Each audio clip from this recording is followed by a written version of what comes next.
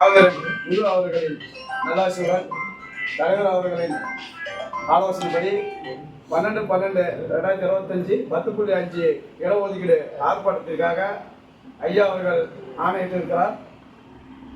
ஐயா வரும்போது நம்ம எவ்வளோ கூட்டம் சேர்த்துனாங்களா அந்த கூட்டத்தை திறந்த வெளியில் நம்ம இப்போ சேர்த்து போகிறோம்.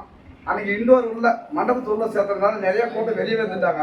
அந்த கூட்டமே இன்றைக்கி வெளியே வந்து எல்லாரும் பரவலாக காமிக்கும் போது தமிழ்நாடு தருமபுரி மாவட்டம் உள்ள ஸ்தம்பிக்கு போகுது. அன்னைக்கு இருந்த கூட்டத்தை அப்படியே நம்ம கூட்டணி வரத்துக்கு முயற்சி பண்ணவே பெரிய சப்போர்ட்டாக இருக்கும்.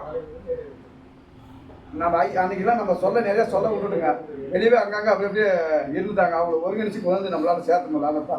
பதட்டம் ஐயா வராரு வந்துட்டாரு அப்படின்ற மாதிரி நிறைய நேரம் ஐயா மண்டலத்துலேருந்து வெளியே வரவே முடியல. இன்னைக்கு நம்ம கலெக்டர் ஆஃபீஸ் தான் வைக்கிறோங்க.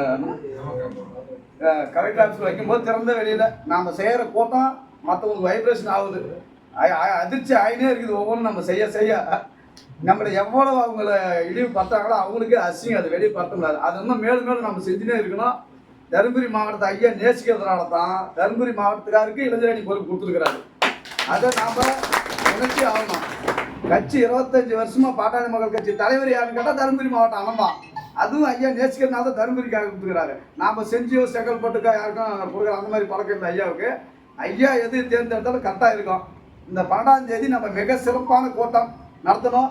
அதே மாதிரி அந்தந்த ஒன்றியத்தில் இந்த பதாகைகள் வைக்கும்போது சின்ன பிரச்சனை வந்துச்சு. ஒன்றியத்தில் மாவட்ட செயலர் அணுகி முறையான அனுமதி இது நம்ம வாங்கிடலாம். எவ்வளோ விருப்பப்பட்டு வைக்கிறங்களோ வாங்கிடலாம். 2 வீலர் பேரணி பண்ணணும்னு சொன்னீங்கன்னா அவங்க சொன்னால் அதுவும் மென்ஷன் பண்ணி நம்ம நகராட்சியிலையோ கோட்டாட்சியிலையோ கொடுத்து அந்த அனுமதி இதுவும் வாங்கிடலாம். யாரும் நம்மளை கேள்வி கேட்கக்கூடாது. ஐயா தான் கேள்வி கேட்கணும். ஐயாவை யாரும் கேள்வியும் கேட்கக்கூடாது. அந்த அளவுக்கு நாம் அந்த தொண்டர்கள் பொறுப்பாளர்கள்லாம் ஒருங்கிணைச்சு செய்யலாம். சிறப்பாக கூட்டத்தை சேர்த்துல நான் முடிஞ்ச வரைக்கும் போட்டுறேன். அன்றைக்கி கரெக்டாக அந்த ஆர்கனைஸ் பண்ண முடியல. டக்குன்னு வந்தாங்க, பாதி பேர் வெளியே அப்படியே ஓடி போயிட்டாங்க. இந்த வச்சு அதை கரெக்டான முறையில் ஆர்கனைஸ் பண்ணி வெளியே கொண்டு வந்துடலாம். நல்லமல்லி மத்திய விஜயகுமார்.